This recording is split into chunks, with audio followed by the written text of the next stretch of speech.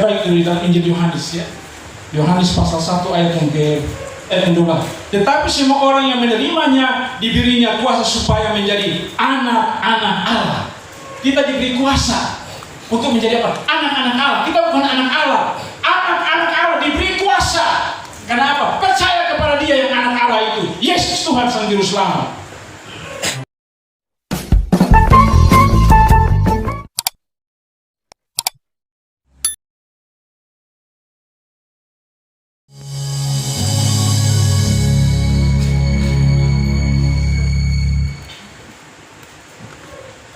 Kita terus ada di hadapan hadirat Tuhan. Haleluya. Ya Tuhan Allah kami, terima kasih Tuhan atas kuasa Roh-Mu yang bekerja secara luar biasa Tuhan di tempat ini. Terima kasih Tuhan atas campur tangan lawatan-Mu. Benar adanya Tuhan, bahwa Engkau berkata bahwa di mana firman Allah diberitakan, di mana ada persekutuan terjadi, di situ Tuhan memberikan tanda-tanda yang menyertai. Ada kuasa Allah, ada kekuatan Allah bekerja. Roh Kudus yang dijanjikan Tuhan itu terjadi. Terima kasih Tuhan.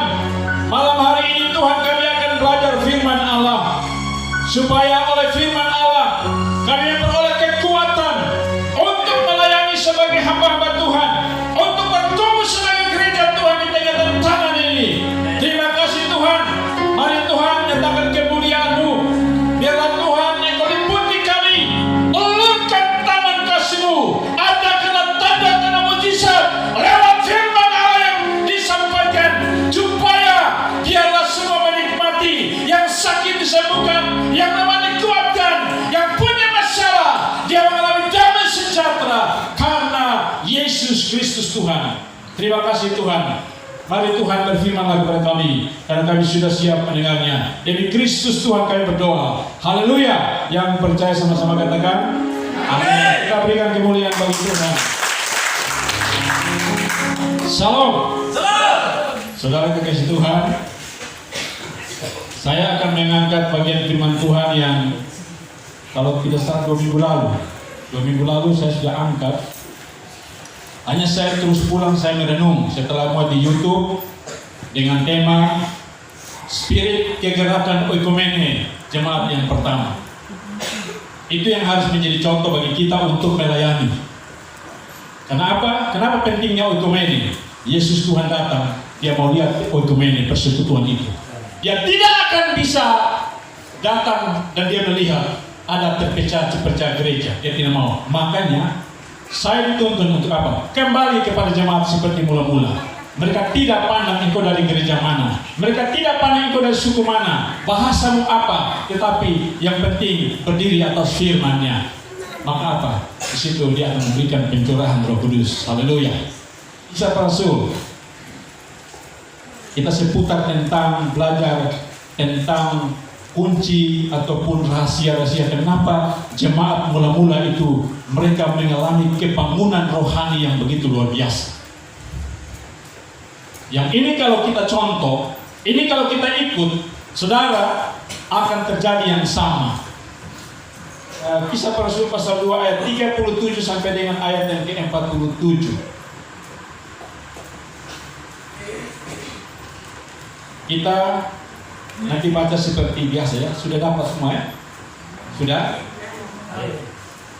Sabar ya. Masih cari ya? Sudah? Baik, kita mulai. Saya mulai ayat yang ke-37. Ketika mereka mendengar hal itu, hati mereka sangat terharu. Lalu mereka bertanya kepada Petrus dan rasul-rasul yang lain, apakah yang harus kami perbuat, saudara-saudara?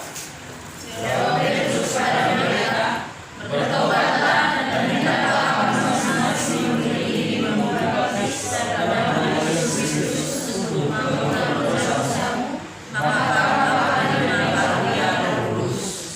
Sebab bagi kamulah janji itu dan bagi anak-anakmu dan bagi orang-orang yang masih jauh, yaitu sebanyak yang akan dipanggil oleh Tuhan Allah kita.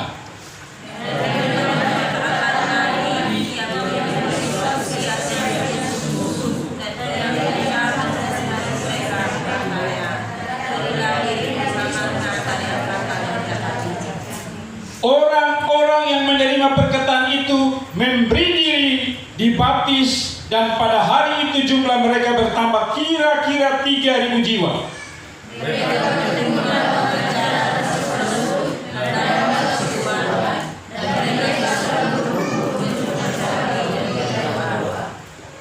Maka ketakutanlah mereka semua, sedang rasul-rasul itu mengadakan banyak mujizat dan tanda.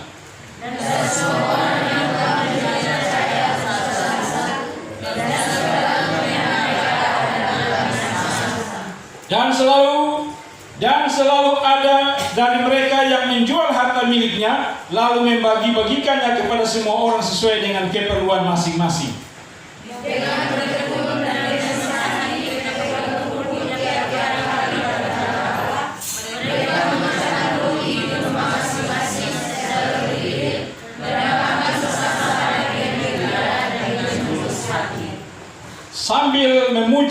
Sambil memuji Allah, dan mereka disukai semua orang, dan tiap-tiap hari Tuhan menambah jumlah mereka dengan orang yang diselamatkan. Saudara kekasih Tuhan, kalau kita baca baik-baik, setelah hari Pentakosta, inilah KKR yang pertama oleh Petrus dan para rasul. Kebangunan rohani yang dibuat oleh para rasul. Dalam satu hari, Alkitab mencatat bahwa 3.000 jiwa bertambah. Malah setelah 3.000 jiwa itu, Allah setiap hari menambahkan. Menurut catatan Alkitab yang kita baca. Apa kunci, apa rahasianya? Sehingga mereka itu begitu luar biasa. Padahal kalau kita tahu, Petrus ini orang yang tidak berpendidikan. Tidak berpendidikan seperti orang sekolah teologi. Tidak punya label pendeta. Tidak label sebagai seorang yang sekolah sebagai imam pada waktu itu. Tidak. Dia seorang nelayan. Tetapi Tuhan pakai dia untuk menjadi orang yang melayani, untuk menjadi rasul dan para rasul yang lain. Saudara kekasih Tuhan, saya memberikan satu tema di sini. Kunci sukses kebangunan rohani jemaat yang pertama. Kunci sukses kebangunan rohani jemaat yang pertama. Yang kalau kita bisa sekarang terlihat KKR. Ini KKR pertama. KKR pada waktu setelah Paskah. Kuncinya apa yang sehingga membuat orang 3.000 orang memberi diri dibaptis, memberi diri untuk menerima atau percaya kepada Yesus, dan memberi diri untuk mau menjadi orang yang bersekutu bersama. Kuncinya adalah bahwa tunduk kepada Allah di dalam kekuatan Roh Kudus. Ini yang kunci. Kuncinya di situ.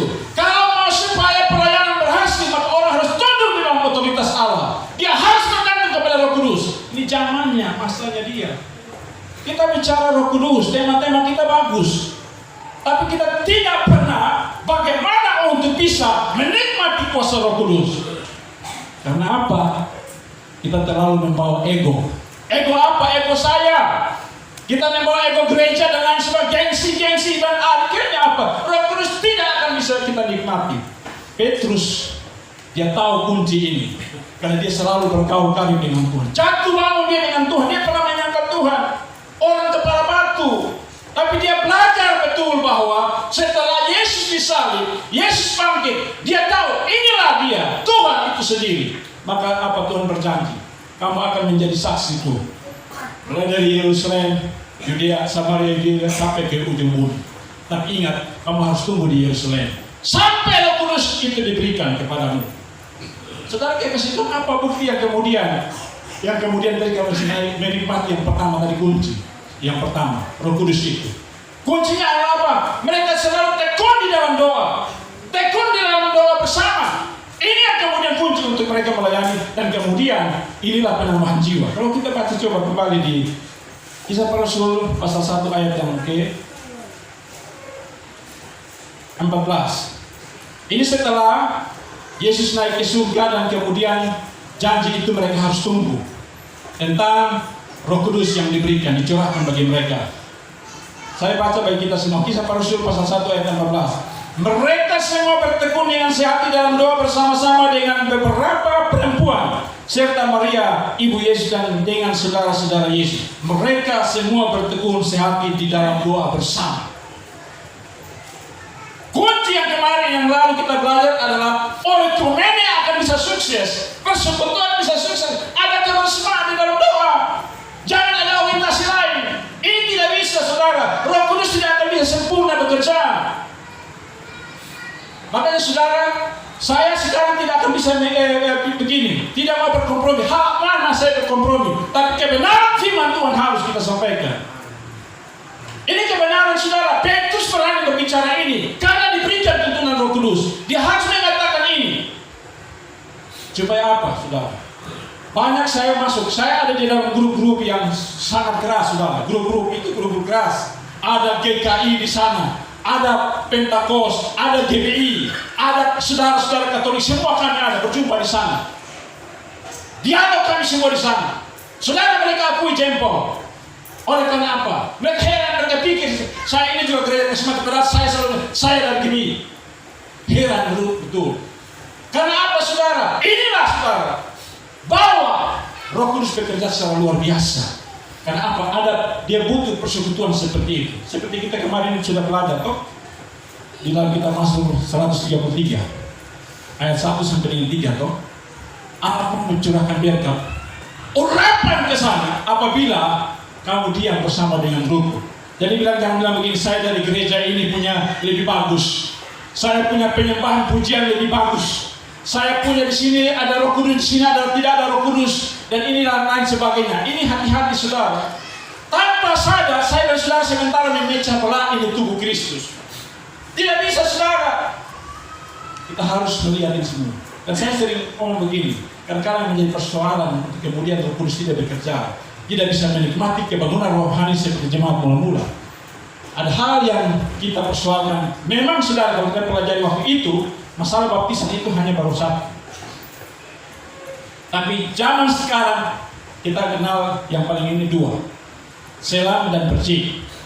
Saya tidak mau bicara dulu, nanti kemudian setelah itu. Ini menjadi satu persoalan. Karena apa? Orang akan perdebatkan bahwa saya punya ini yang alkitabiah. Saya punya ini yang benar. Ini tidak. Hati-hati di sini, saudara. Kita mari telusuri semua. Kalau kita mau bicara. Tapi saya tidak mau menggubris itu. Ini menjadi satu hal catatan yang para pendahulu yang lalu mereka bilang ini bahwa suatu ketika ini akan bisa menghancurkan. Roh Kudus tidak akan bisa. Roh Kudus tidak mau. Coba kita baca Bapak firman Tuhan yang firmankan. Contohnya saudara yang tadi. Orang bilang begini, kalau kita berpatokan pada baptisan yang tadi bilang Alkitabiah, contoh. Artinya kalau saya tidak mau singkat, kalau kita bilang begitu, maka ini contoh yang ayat yang kedua, pasal yang kedua ayat yang ke-37. Ketika mereka mendengar hal itu, hati mereka sangat terharu. Lalu mereka bertanya kepada Petrus dan rasul-rasul yang lain, apakah yang harus kami perbuat, saudara-saudara? Jawab Petrus kepada mereka, bertobatlah dan hendaklah kamu masing-masing memberi diri dibaptis dalam nama Yesus Kristus untuk pengampunan dosamu, maka kamu akan menerima karunia Roh Kudus. Saya merenungkan begini, kalau orang yang dibaptis percik itu bukan, artinya begini, kalau dia itu dibaptis percik itu tidak masuk dalam kategori Allah, saudara dan saya tidak akan dapat karunia. Pandangan tidak akan sehebat ini main keyboard ataupun sebagai seorang leaders ataupun kemudian khotbah. Tidak bisa karena dia baptis percik. Dia tidak punya bagian. Kalau diperhatikan ayat ini, lurus-lurus di sini. Om Sam juga tidak punya karunia penglihatan, itu karunia Roh Kudus. Saya pun demikian yang baptis percik ini.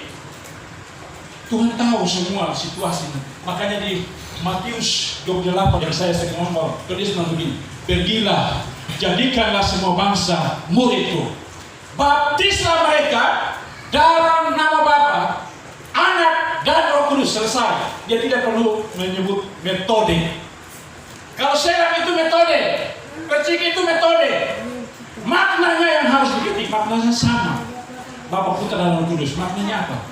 Menyatu dengan kematian dan kebangkitan Kristus. Itu maknanya yang harus kita lihat di sini. Jangan perdebatkan di metode. Kalau metode maka kita tidak bisa bersatu. Roh Kudus tidak akan bekerja secara luar biasa. Kebangunan rohani tidak akan bisa luar biasa. Contohnya saya mengambil contoh. Kalau pakai baptisan yang tadi, pakai percik yang itu tidak masuk. Orang gimmick yang begitu sekian banyak dengan Katolik semua yang gereja-gereja yang Protestan, yang ada persetujuan, yang ada karunia, mata telinga segala macam, yang berdoa orang mati dibangkitkan, lumpuh berjalan, tidak masuk kategori. Tapi kenapa Tuhan kasih? Itulah hebatnya Tuhan. Itulah Roh Kudus yang bekerja. Dia tidak pandang itu semua. Metode jangan dilihat, tetapi yang penting maknanya. Inilah kunci saudara, sehingga kenapa mereka hidup di dalam persekutuan yang indah. Roh Kudus bekerja. Kalau kita baca baik-baik di dalam pasal 22 hari Pentakosta ini, di ayat yang pertama, ketika tiba hari Pentakosta, semua orang percaya berkumpul di satu tempat. Perhatikan baik, semua orang percaya berkumpul di satu tempat. Ayat yang kedua, tiba-tiba turunlah dari langit suatu bunyi seperti tiupan angin keras yang memenuhi seluruh rumah di mana mereka duduk. Dan tampaklah kepada mereka lidah-lidah api seperti nyala api yang bertebaran dan hingga pada mereka masing-masing. Maka penuhlah mereka dengan Roh Kudus. Orang-orang percaya berkumpul bersama yang tadi bertekun itu, berdoa bersama. Di sinilah Tuhan senang. Dia keringkan Roh Kudus, sudah saatnya Pentakosta itu terjadi. Pentakosta itu sudah ada, tapi karena dia tahu pada hari Pentakosta semua orang di seluruh dunia berkumpul di Yerusalem, ada kesatuan di sana, maka dia keringkan itu Roh Kudus bertepatan dengan hari Pentakosta yang kemudian kita kenal tentang pencurahan Roh Kudus. Ini sudah kunci, andalkan kekuatan Tuhan. Roh Kudus itu akan pelayanan akan luar biasa sukses. Yang kedua saudara, kita baca kembali bagian firman Tuhan tadi. Ayat yang ke-1. Orang-orang yang menerima perkataan itu memberi diri dibaptis dan pada hari itu jumlah mereka bertambah kira-kira 3.000 jiwa. Kunci yang kedua, supaya kebangunan rohani yang luar biasa, jiwa-jiwa diselamatkan. Orang mau percaya kepada Yesus dengan sungguh-sungguh, yaitu hidup di dalam kekuatan firman. Pemberitaan firman. Tetapi tadi kunci tadi Roh Kudus. Kalau lu punya pemberitaan, lu hebat, fasih berbicara, lu pun sekolah bagus berbicara firman, tapi tanpa Roh Kudus mati. Inilah kemudian tadi Roh Kudus bekerja, yang sesudah janji Tuhan mereka pegang. Yang kemudian yang datang kedua hidup di dalam kekuatan pemberitaan. Saudara perhatikan baik-baik. Pemberitaan seorang Petrus yang tadi pendidikan hanya sepotong, yang hanya nelayan, tidak sekolah teologi, tetapi karena dia tunduk kepada janji Tuhan, yaitu Roh Kudus, terjadi dia berbicara firman itu, 3.000 percaya. Mau apa supaya apa yang harus kami buat? Dia bilang apa? Bertobat dan beri dirimu dibaptis. Baptis sebagai tanda, bukan menyelamatkan. Tanda supaya kamu harus bertobat dan percaya Yesus Tuhan itu. Baptis tidak menyelamatkan. Baca baik-baik firman. Tapi saya tidak mau ngomong itu sini. Tapi saya mau bicara di sini, ini kunci zaman mula-mula. Mereka semua terjadi kebangunan rohani 3.000 jiwa. Sehingga di sini apa? Karena mereka hidup di dalam kekuatan firman. Kita harus baca firman. Lebih senang nonton film apa? Sinetron apa lagi? Film Korea. Korea masih ada sekarang tidak? Suka nonton film Korea. Kalau Korea, apalagi yang artis Korea, senangnya minta ampun. Itu apalagi ada wifi, ini contoh. Itu bahaya. Tidak ada, kita lupa. Padahal firman itu kekuatan. Tadi kita lalu mau masuk firman, lalu bilang apa? Kurindu sabdamu. Apa? Berfirman Tuhan apa? Lalu bilang. Mereka bilang, kurindu menikmati sabdamu. Sabda Tuhan itu kekuatan. Roma berapa? 1 ayat 16. Itu adalah kekuatan Allah. Baca ini firman baik-baik. Kekuatan bagi saya dan saudara. Dan ini satu hal yang membuat kebangunan rohani. Karena apa? Yang tadi ada kuasa. Kalau pemberitaan tanpa kuasa sia-sia, saudara. Orang lebih senang sekali hati-hati di sini. Saya suka berdialog dengan beberapa teman hamba Tuhan, evangelis, penginjil. Kita sekarang ini lebih banyak begini. Bermain ini kebangunan rohani ataupun lewat khotbah ini seperti apa? Stand komedi. Tidak salah saudara untuk lucu-lucu, tidak salah saudara. Tapi kebanyakan kita lucu-lucu, hati-hati ini iblis pakai. Orang datang hanya lihat ini si pendeta ini, wah lucu-lucunya omongnya lucu-lucu, orang pulang iya. Tapi apa? Dia tidak pernah berumur dalam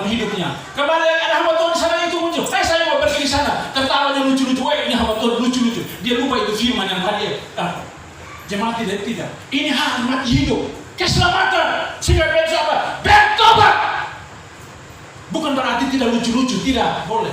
Ini hati-hati kita sementara digiring oleh iblis. Membuat ini panggung pelayanan ini sebagai stand up comedy. Tidak salah lucu-lucu. Nanti saya khotbah orang dia kapus. Saudara hati-hati di sini. Petrus, Yohanes munculin apa? Bertobatlah kamu. Ini zaman berbeda, saudara. Kita tidak tahu. Tiba-tiba kemudian kita mati di sana. Dia sudah percaya Yesus atau belum? Ini hati-hati. Makanya bertobat. Ini kunci di sini. Di sinilah Roh Kudus bekerja. Ini kita tidak jadikan bangun sandiwara. Jadikan apa semacam lucu-lucu. Wah itu kalau dia lucu-lucu ini satu yang khotbah dia ini lucu-lucu. Wah saya senang. Dia hanya senang lucu-lucunya. Tapi tidak jangan bawa orang pulang. Nanti berikutnya ada itu hamba Tuhan suka lucu-lucu saya pergi di sana. Tapi dia tidak pulang. Dia tidak bisa bawa apa-apa. Tidak ada satu perubahan hidup. Ini bahaya saudara. Tidak salah saudara. Tidak salah untuk kita istilahnya refreshing, lucu-lucu, guyon. Tapi jangan kemudian kebablasan. Jadikan Injil ini sebagai lucu-lucu. Ini bahaya saudara. Tuhan Yesus sendiri, hai ular beludak. Ini Tuhan Yesus, hai ular beludak. Tuhan Yesus, apakah kamu tidak saudara? Dia tahu ini keselamatan. Hati-hati di sini saudara. Ini yang kemudian saudara. Inilah Injil, kekuatan firman Allah. Kalau kita baca selanjutnya apa? Mereka bertambah kira-kira 3.000 jiwa. Mereka bertekun dalam pengajaran rasul-rasul. Kesukaan mereka itu firman. Karena mereka tahu ada kekuatan. Inilah yang akan membuat kebangunan rohani. Kuncinya di sini. Terjadi suatu kebangunan rohani yang besar. Pada waktu itu Tuhan begitu bekerja secara luar biasa. Kenapa? Mereka hidup dalam kebenaran betul firman Tuhan. Petrus belajar itu. Petrus itu orang tadi saya bilang toh kepala batu, suka melawan. Tapi kemudian setelah Yesus naik ke surga, dia lihat sendiri, dia bilang, ini dia anak Allah, Allah yang telah menjadi manusia. Makanya kemudian dia berani pasang dada, siap mati demi Kristus. Dia tidak takut, saudara. Inilah yang kemudian Tuhan pakai orang seperti ini, berani untuk memberitakan firman. Kuncinya juga salah satu sih, kunci untuk memberitakan berani, saudara. Hati-hati sebelah sini. Saya bilang, Tuhan penuhi saya dengan Roh Kudus. Terus Tuhan tanya, lu setelah saya kasih Roh Kudus, lu mau buat apa? Padahal kita baca baik-baik. Paling utama yang Tuhan mau supaya Roh Kudus itu diberikanlah melayani bersaksi kepada dunia bahwa juru selamat hanya satu, Yesus Tuhan. Jangan minta Roh Kudus, saudara. Saudara minta Roh Kudus itu Tuhan tidak akan sembarang. Kasih kepada kita, dan kita harus melayani. Harus bersekutu, berdoa, menjadi senior leader, semua. Itulah kemudian Tuhan kasih. Tidak sembarang, saudara. Orang minta bilang, saya berdoa tidak kasih. Karena Tuhan tahu motivasi. Tuhan kasih Roh Kudus itu sesuai dengan yang tertulis di dalam sebelum dia naik. Saya hanya baca satu ayat. Ayat Kisah Para Rasul 1 ayat 8. Tetapi kamu akan menerima kuasa kalau Roh Kudus turun ke atas kamu, dan kamu akan menjadi saksiku dan Yerusalem dan seterusnya. Roh Kudus turun supaya apa? Menjadi saksi. Bukan berarti begini saya omong, nanti kami semua tidak usah kerja. Kami tidak usah pergi lagi jadi pelayan di toko. Bukan. Di sana saudara bersaksi. Melayani di sana bersaksi tentang Yesus. Di kantor saya sebagai seorang pejabat bersaksi tentang Yesus. Sebagai seorang dimanapun, kalau pendeta penginjil hamba Tuhan itu jelas, saudara. Dimanapun kita melayani, ini yang bahaya, saudara. Sehingga kita lihat hari-hari ini banyak terjadi itu Tuhan buka semua lembaran. Orang karena merasa bahwa dia penjabatan hebat kuat, tiba-tiba kasus naik, tiba-tiba terjadi perselingkuhan, korupsi, pembantaian, pembunuhan dan lain sebagainya. Oleh karena apa? Orang bangga itu jabatan semua. Orang lupa di sini. Ini yang bahaya, saudara. Makanya harus yang kedua, kuncinya kebangunan rohani terjadi adalah karena mereka hidup di dalam mendengarkan firman, belajar firman Tuhan yang sungguh-sungguh dan tidak main-main, saudara. Saudara ini tadi baik-baik ya. Di Ibrani pasal 10 kan. Orang benar saja hampir-hampir tidak diselamatkan. Apalagi orang yang tidak benar. Orang percaya saja hampir-hampir tidak bisa diselamatkan, apalagi mereka yang tidak percaya. Makanya ini berarti butuh kesungguhan kita. Makanya Petrus tidak main-main. Ini mati dan hidup, saudara. Dia mempertaruhkan dia nyawa sehingga betul setelah kisah hidupnya dia disalibkan. Yang berikut, saudara, kunci adanya kemenguruan jemaat mula-mula, yaitu mereka hidup bersekutu bersama di dalam doa tadi. Saya ingat satu almarhum yang dulu pernah mereka buat KPI, safari KPI ya, yang Lambu Kriting dulu dia Malora juga datang sini. Namanya juga Laura. Mama tua itu dari agama seberang. Iya, agama seberang betul. Tapi dia setelah itu dia punya omong yang begini. Dia omong di mana-mana selalu memberikan bimbingan bagi anak-anak rohani yang kemudian sekarang jadi pendeta beliau hebat. Dia bilang begini, kamu harus hidup dalam pujian, firman, pujian, penyembahan. Itu 3 kunci. Firman, pujian, penyembahan. Ini yang kemudian membuat anak-anak didiknya menjadi orang-orang yang dipakai Tuhan. Kekuatan Tuhan bekerja karena mereka hidup dalam kebenaran firman Tuhan. Doa persekutuan bersama, puji-pujian, ini yang kemudian membuat Allah senang. Jemaat mula-mula ciri khas salah satu kunci adalah Pentakosta terjadi karena mereka hidup dalam persekutuan, teguh di dalam persekutu bersama. Nah, ini yang kita hati-hati. Bersekutu harus secara ikhlas ya, jangan punya motivasi lain.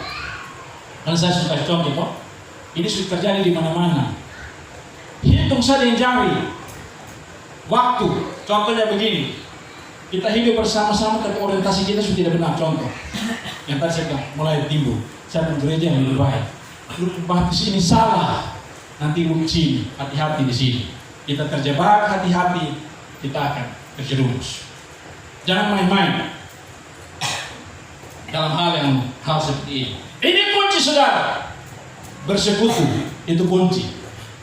Yang berikut, saudara, adalah tentang hidup di dalam ketaatan. Kalau kita baca baik-baik yang tadi kait mengait dengan firman Tuhan dalam Kisah Para Rasul tadi, mereka semua bertekun dengan sehati dalam doa bersama-sama dan seterusnya. Kemudian pada ayat yang tadi Kisah Para Rasul 2 ayat yang ke 44. Dan semua orang yang telah menjadi percaya tetap bersatu dan segala kepunyaan mereka ada seterusnya. Ayat yang ke-46, dengan bertekun dan dengan sehati mereka berkumpul tiap-tiap hari dalam bait Allah. Ini saat berbicara ketekunan yang tadi ini menyangkut ketaatan untuk terus hidup di dalam persekutuan dengan Tuhan. Hidup di dalam persekutuan dengan Tuhan, taat, setia sampai mati. Lagu bilang begini apa? Setialah, setia sampai mati. Seperti Tuhan Yesus, setia sampai mati. Betul kosong deh. Tiba-tiba yang saya sering kasih contoh, khususnya orang muda, hati-hati di sini. Tiba-tiba karena lihat non ganteng di sana, dia kerja lagi mentereng, tinggalkan Yesus. Hati-hati di sini lagumu yang tadi lu bilang, setia sampai mati seperti Yesus mati itu akan dituntut satu ketika. Menyesal tidak ada guna. Saatnya kalau betul-betul setia sampai mati. Inilah yang kemudian Tuhan pakai seperti ini. Kebangunan rohani Tuhan buat. Roh Kudus bekerja secara luar biasa. Yang berikut saya tidak berbicara secara sistematik ataupun di bahasa. Kita bicara biasa-biasa. Yang berikut saudara, tetap teguh di dalam iman kita dengan Tuhan. Tetap teguh kita dengan Tuhan, jangan lari berpindah sana sini, tidak boleh. Hati-hati saudara. Jangan kemudian kita karena perasaan sebenarnya kita pindah ke satu tempat. Ini hati-hati. Ingat, hati-hati di sini. Saya mengambil satu contoh. Saya mengambil contoh begini. Ini juga bahasa dari ilustrasi dari Pak Pendeta Yusuf Roni. Pak Pendeta Yusuf Roni ya. Itu dari agama seberang yang kemudian pakai dia sama, dia pun tipe sama dengan Rasul Paulus. Ingin untuk menghancurkan gereja, tapi kemudian Tuhan mengangkat dia sekarang orang yang luar biasa. Dia kritis juga mengenai masalah tentang yang satu ini. Ini masalah yang bikin rapuh gereja. masalah baptisan. Dia bilang begini, contoh saya ikut ulang kelima. Dia bilang begini, ada seekor sapi. Sapi ini sudah distempel, cap A. Kemudian sapi ini terlepas. Pilih Tuan B, maka Tuan B stempel dia B. Sapi ini kemudian tidak dijaga, terlepas lagi ke Tuan C, distempel C, dan sampai dengan Tuan D. Kemudian dipersoalkan menuju kepada sang hakim. Sang hakim bingung, kenapa? Ada stempel A, B, C. Maka hakim bilang apa? Ini tidak jelas. Lempar dia. Hati-hati saudara di sini. Sudah dicap ini, baptis ini, pindah sana baptis ini. Tidak jelas, saudara. Baptis itu hanya tanda, tidak menyelamatkan. Saya pernah menunjuk, Om Son sudah tahu ya. Saya ini sudah baptis 2 kali. Dan baptis yang berikut yang silam itu karena pengaruh terhadap menorote. Itu di sana sebelum saya jadi majelis. Kemudian saya pikir, setelah saya baptis, saya pikir saya mengalami keselamatan. Setelah keluar, saya minta maaf saudaraku yang nonton nanti dari gereja keselamatan. Bukan untuk menis, bukan. Kalau sudah baptis, sudah cukup di sana. Jangan lagi percik dan carikan sesuatu dan lain hal. Sudah dipercik, jangan lagi ke sana. Tanda saya alami, tidak menyelamatkan. Saya keluar dari dalam kolam itu di Kosamboka menuju Batu Tua ya, Kosamboka itu ada kolam. Saya dibaptis di situ. Setelah keluar saudara lagi saya keluar. Apa yang terjadi saudara? Kemudian apakah kemudian ada perubahan? Tidak. Mama saya mau lari tinggalkan saya. Saudara hampir pecah. Saya punya pendidikan hancur, kuliah hancur berantakan saudara. Engkau sedang mempermainkan Tuhan. Engkau sedang mempermainkan firman-Nya. Bertobat, kembali. Makanya saudara saya ambil keputusan. Pada saat pencalonan menjadi majelis di gereja Kupang di Immanuel Batu Gedera, saya langsung orang pertama untuk masuk sebagai orang muda. Oleh karena apa? Saya harus kembali. Bukan berarti saya bukan salah. Kalau kecuali begini, saya sudah dibaptis selang, jangan lagi saya pergi baptis pergi. Itu bisa.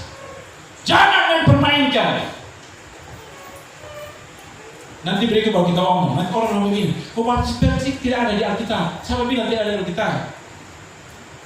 Kalau mau cari tahu, mari kita cari tahu. Saya setuju rahasia, tapi saya jangan ngomong di sini.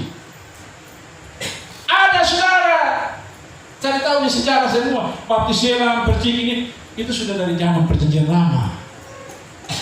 Yang kemudian setelah ini datang berkenan dengan Tuhan Yesus. Nanti orang pakai, kalau Tuhan Yesus kan baptis selang, berarti kita juga harus hati-hati di sini. Yesus itu dibaptis itu sebagai anak Allah. Apakah saudara dan saya sebagai anak Allah? Bukan toh? Kita adalah anak-anak Allah. Ingat, anak-anak Allah beda dengan anak Allah. Anak Allah itu tunggal. Satu, Yesus. Karena dia ada di dalam dunia. Kita adalah anak-anak Allah. Kenapa anak-anak Allah? Kita ini anak-anak yang diadopsi. Baca baik-baik di dalam Injil Yohanes ya. Yohanes pasal 1 ayat yang ke-12. Saya baca sini. Yohanes pasal 1 ayat yang 12. Tetapi semua orang yang menerimanya diberinya kuasa supaya menjadi anak-anak Allah. Kita diberi kuasa untuk menjadi apa? Anak-anak Allah. Kita bukan anak Allah. Anak-anak Allah diberi kuasa. Kenapa? Percaya kepada Dia yang anak Allah itu. Yesus Tuhan Sang Juru Selamat. Ini yang kemudian sudah kita memahami lebih. Supaya apa? Tatkala kita bersatu, saya bilang, bersekutu bersama, inilah akan terjadi kebangunan rohani besar-besaran. Dan saya percaya suatu ketika akan terjadi. Itulah baru Yesus datang yang kedua kali. Itu baru Yesus datang, dia bertata, dia melihat, oh ini gereja itu bersatu. Tidak lagi orang pandang bilang saya pun gereja lebih baik, di sana ada Roh Kudus, di sini ada Roh. Tidak, saudara. Ini yang kemudian. Jemaat mula-mula mereka mengalami kemerohani di sini. Kenapa? Mereka berdiri dalam otoritas Allah, yaitu lewat Roh Kudus. Hati-hati saudara, orang pikir Roh Kudus itu beda. Tidak, itulah Roh Kristus. Itulah Roh Allah satu itu. Makanya kita kenal dengan Allah Tritunggal. Allah Bapa, Anak, dan Roh Kudus. Bapa, Anak, dan Roh. Satu itu mereka. Yang sekarang bekerja, yang Roh Kudus yang sekarang memenuhi kita semua ini, itu dari yang sama, yang satu itu Allah itu, Yesus Tuhan yang telah mengutus itu. Dari yang satu yang sama. Jadi kalau pada saat kita menyepelekan Roh Kudus, maka kita sedang menyepelekan Allah. Ini yang bahaya, hati-hati di sini. Persetan dengan orang kalau dia mau percaya, dia urusan. Yang penting saya dan saudara tetap percaya pada Yesus Kristus. Ini bukti saudara, Petrus yang kemudian mereka ini. Ini yang berikut saudara, kunci yang membuat Allah pakai adalah siap berani mati. Oh, itu risiko pelayanan. Risiko melayani Tuhan. Itulah yang Tuhan mau pakai. Terakhir saudara kita baca di tadi kisah para rasul tentang masalah persoalan jangan menghambat orang untuk mengalami kebangunan rohani. Ini kita melihat kisah para rasul 4 ayat coba 29 sampai dengan 31 coba. Kisah para rasul pasal 4 ayat 29 sampai 31. Ini doa jemaat ya, waktu tekanan mereka hadapi di mana gereja akan mau dihambat, pelayanan akan dihambat. Coba. Kisah para Rasul 4 ayat 29 sampai 31. Dan sekarang ya Tuhan, lihatlah bagaimana mereka mengancam kami, dan berikanlah kepada hamba-hambamu keberanian untuk memberitakan firman-Mu. Ulurkanlah tangan-Mu untuk menyembuhkan orang, dan adakanlah tanda-tanda dan mujizat-mujizat oleh nama Yesus, hamba-Mu yang kudus. Dan ketika mereka sedang berdoa, goyanglah tempat mereka berkumpul itu, dan mereka semua penuh dengan Roh Kudus. Lalu mereka memberitakan firman Allah dengan berani. Haleluya. Saudara, saya kalau membaca bagian ayat firman Tuhan ini salah satu kunci adalah doa juga, doa mereka bersama. Inilah kebangunan rohani. Kenapa tuh? Saudara, saya baca begini aneh kan? Orang sudah mau datang bahkan di gereja, hamba lu, pelayanan lu, persekutuan doa. Dia tolong Petrus dan lain sebagai jemaat umat waktu itu. Mereka tidak berdoa untuk minta Tuhan bela mereka, tidak. Mereka tahu bahwa pembelaan Tuhan itu pasti tetap terjadi bagi mereka. Mereka minta Tuhan, berikan kami keberanian untuk memberitakan firman. Ini kunci saudara. Mereka tahu pasti Tuhan membela kita. Mereka tahu bahwa Tuhan pasti membela. Kenapa doa orang benar? Kalau dia yakin doa sangat besar kuasanya. Ini saudara kunci yang kemudian apa? Mereka dipenuhi oleh Roh Kudus. Tuhan mengadakan tanda-tanda mujizat, semakin gereja dihambat, persekutuan doa dihambat, hamba Tuhan dihambat. Tuhan semakin bekerja dengan secara luar biasa. Karena apa? Ada doa yang luar biasa, ada keberanian dalam memberitakan firman. Terakhir saudara saya ambil contoh. Saya sering contoh toh Daniel. Daniel saudara, dia orang rajin berdoa 3 kali sehari toh kalau kita baca di kitab Daniel pasal 6. Setelah itu apa? Dia digiring menuju lubang singa. Kok aneh kan? Saya rajin berdoa, rajin beribadah, kok saya tetap dibiarkan Tuhan masuk ke lubang singa? Ada apa ya Tuhan? Tuhan mau buat perkara yang lebih dahsyat. Tuhan biarkan Daniel pergi, tapi sampai di sana Tuhan buat mujizat. Kamu tidak akan disentuh oleh singa. Beda dengan orang yang tidak percaya, mengkhianati dia, dilempar ke dalam langsung dimakan oleh singa. Tinggal tulang-tulang berantakan. Beda di situ saudara. Ini karena kunci tadi, mereka tetap tunduk dalam hadirat Allah, berdoa, bersekutu, percaya firman Tuhan, berdoa, penyembahan pujian. Ini kunci untuk mereka hidup yang kemudian saudara Tuhan menyatakan kemuliaan yang sangat luar biasa. Saudara, ini saudara, percaya atau tidak saudara, kalau kita mau seperti ini, kan kita punya mimpi visi persekutuan doa di sini adalah 3.000 anggota toh. Kalau tidak salah ya, sama. Tapi harus belajar kunci ini dulu. Harus sama-sama bersama. Kita dari gereja mana? Dari Katolik, Protestan, GMI, GBI, sekarang bersatu semua. Jadi tidak lagi perlu persoalan yang hal yang tadi seperti tadi bilang, oh ini di sana ada Roh Kudus, di sini saya punya baptisan yang lebih. Tidak boleh. Duduk bersama dan aminkan firman Tuhan ini, berjalan dalam kepimpinan Roh Kudus, saling mengasihi satu sama yang lain, hidup dalam perjalanan kasih bersama-sama. Luar biasa Tuhan buat perkara mujizat. Tanpa saudara kita punya, Tuhan sendiri mengadakan dengan secara luar biasa. Baik saudara, kita ada di hadapan hadirat Tuhan. Kita merenungkan saudara bahwa Tuhan akan bekerja, kebangunan rohani akan bekerja secara luar biasa.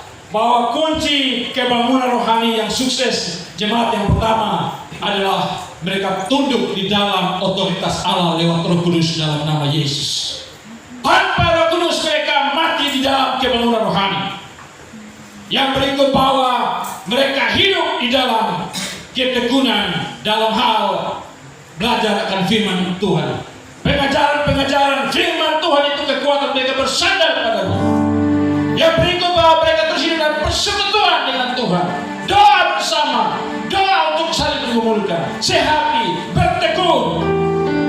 Yang berikut bahwa mereka hidup dalam kasih mengasihi, tidak pandang lu dari gereja mana, lu tidak pandang untuk melayani, menjadi saksi supaya Tuhan dipermuliakan, jiwa-jiwa diselamatkan, dimenangkan, kebangunan rohani terjadi. Tadi kunci-kuncinya belajar seperti jemaat mula-mula, maka kita pasti akan terus hidup di dalam kebangunan rohani yang luar biasa. Haleluya, haleluya. Kita berdoa. Ya Allah ya Tuhan kami, saat ini Tuhan kami ada di hadapan hadirat-Mu ya Allah.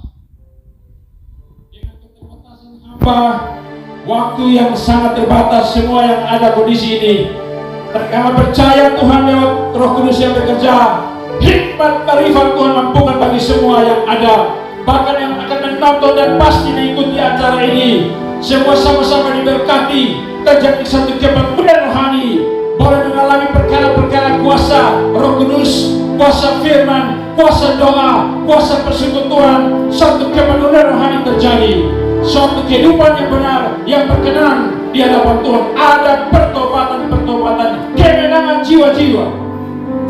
Terima kasih Tuhan, kami percaya di saat kami berdoa bersama dari tempat ini, Tuhan mengulurkan tangan, adakan mujizat-mujizat yang dimana saudara-saudara kami yang mengikuti dari rumah masing-masing, dari gereja di mana dia ada, dimanapun dia tempat berada, dia mengalami sakit, dia mengalami kesembuhan, dia mengalami mujizat di sana, karena Tuhan memiliki mujizat dalam nama Yesus. Mujizat terjadi. Yang lumpuh berjalan, yang buta melihat, yang tuli mendengar, yang bisu berbicara dalam nama Yesus. Yang sakit apapun, mujizat Tuhan terjadi. Mujizat Tuhan terjadi, perkara Tuhan terjadi. Haleluya. Percaya dalam nama Yesus, tidak ada perkara yang mustahil. Tuhan melawat. Yang punya masalah persoalan yang mungkin tidak bisa diselesaikan, percaya dalam nama Yesus. Firman memulihkan, kuasa Roh Kudus bekerja. Doa-doa saudara mengalami satu lawanan Tuhan. Dahsyat Tuhan melawat, memulihkan di sana, memulihkan saya dan saudara. Haleluya, haleluya. Ya Tuhan Allah kami berdoa bagi seluruh perkembangan Injil di mana-mana tempat, dari gereja manapun di seluruh dunia, Indonesia, bahkan di NTT, di Kabupaten Sika ini. Seluruh hamba-hamba Tuhan, apapun jabatan dia, pelayanan, seluruh evangelis, penginjil, seluruh hamba Tuhan, anak-anak Tuhan, persekutuan doa, mulai persekutuan doa di kota ini, Maumere ini, Immanuel, Oikumene ini, dan seluruh yang ada di hamba Tuhan, persekutuan doa di Katolik, di GBI, di Pentecost, seluruhnya Tuhan buat lawatan di sana. Semua akan bersatu padu, Roh Kudus tercurah bagi kami semua. Mujizat-mujizat Tuhan adakan yang luar biasa dan ajaib itu Tuhan. Terima kasih Bapak. Haleluya. Terima kasih Tuhan. Walaupun kami sadari bahwa di dalam pelayanan ada hambatan, tapi belajar daripada jemaat mula-mula, semakin mereka dihambat, mereka merambat karena ada pekerjaan Roh Kudus yang bekerja secara luar biasa. Mujizat terjadi, jiwa-jiwa bertambah. Terima kasih Bapak. Haleluya. Dan Tuhan, terima kasih, kami berdoa bagi seluruh bangsa di dunia, bangsa kami Indonesia khususnya, bahwa di hari-hari ini banyak persoalan tantangan. Pemerintah kami kewalahan yang program oleh karena krisis yang melanda seluruh dunia, penggenapan demi penggenapan terjadi firman Tuhan. Juga Indonesia kan melanda bangsa ini. Banyak terjadi kerusuhan di sana sini, Bapak. Tuhan tolong teguhkan negeri bangsa kami. Ampuni Tuhan kalau ada salah dosa bangsa ini, pemimpin-pemimpin kami yang salah keliru, ampuni Tuhan. Ada roh pertobatan, ada pengampunan, supaya Tuhan kami boleh diberkati dan negeri kami boleh dilepaskan dari setiap hal-hal yang bersiap menjerumuskan negeri ini. Negeri kami dilindungi dari berbagai macam cara-cara yang ingin menghancurkan negeri, baik dari dalam maupun luar negeri. Berkati Presiden kami, Wakil Presiden, para Menteri Lembaga Tinggi Negara, Polri dan TNI, sampai dengan seluruh elemen swasta BUMN, sampai di tingkat provinsi, kabupaten, kota, bahkan sampai dengan kabupaten ini. Tuhan lawat dengan segala hal yang luar biasa, sehingga kota ini menjadi kota yang terus diberkati Tuhan, dipulihkan, dan ada kemuliaan bagi nama Tuhan di sini. Haleluya. Terima kasih Tuhan. Wadah ini Tuhan yang Kau berkati. Pakai wadah ini, Immanuel ini, yang datang dengan berbagai macam latar gereja, Protestan, dari gereja kita GBI, dari Katolik, semua kami bersatu. Tidak pandang dari gereja mana, tidak pandang cara model kami berbagai macam apapun, tidak pandang cara baptisan kami bagaimana, tetapi satu hal, kami satu, yaitu Tuhan dipermuliakan, Tuhan diagungkan tinggi, dan kami percaya Tuhan sedang menyatakan kemuliaan bagi kami semua. Semua kami diberkati. Terima kasih Tuhan. Semua yang di sini dengan masing-masing talenta yang Tuhan berikan karunia ini, sebagai pengkhotbah, pembicara, pemain musik, singers, leader, pendoa syafaat, semua Tuhan berkati. Bahkan anak-anak kami yang masih ikut-ikutan, mereka juga merasakan kekuatan kuasa roh yang luar biasa untuk mereka menjadi generasi-generasi yang melayani. Dan bangkit dia yang Tuhan berkati. Tambahkan jiwa-jiwa bagi kami. Kalau Tuhan setiap hari menambahkan jiwa-jiwa bagi jemaat mula-mula, kuncinya yang tadi mereka lewati, kami juga mau dituntun oleh Tuhan supaya kemenangan jiwa-jiwa terus terjadi bagi tempat ini untuk melayani bersama-sama. Haleluya. Terima kasih Tuhan. Berkati hamba-Mu di sini yang selalu ada mengatur menata tempat ini. Tuhan berkati dalam setiap kehidupan dan pelayanannya. Semua yang ada di sini yang Tuhan juga percayakan untuk menjadi koordinator, ketua, semua pengurus pelayanan diberkati Tuhan. Untuk penataan semua diberkati Tuhan. Terima kasih Tuhan atas semua yang ada. Ya Allah kami, Tuhan kami sebentar akan memberikan persembahan. Tuhan kuduskan semua itu menjadi berkat, alat pelayanan Tuhan, supaya Tuhan dipermuliakan. Terima kasih Tuhan. Ini sembahyang doa kami, ada begitu banyak yang kami sedang naikkan satu persatu, bahkan di rumah tangga kami masing-masing. Apapun itu kami percaya bahwa tempatan indah pada waktunya Tuhan menjawab dan membuat lawatan dalam nama Yesus terjadi. Terima kasih Tuhan, ini sebagai doa kami dalam satu nama Yesus Kristus kami berdoa. Haleluya. Yang percaya sama-sama katakan amin. Kita berikan kemuliaan kepada Tuhan.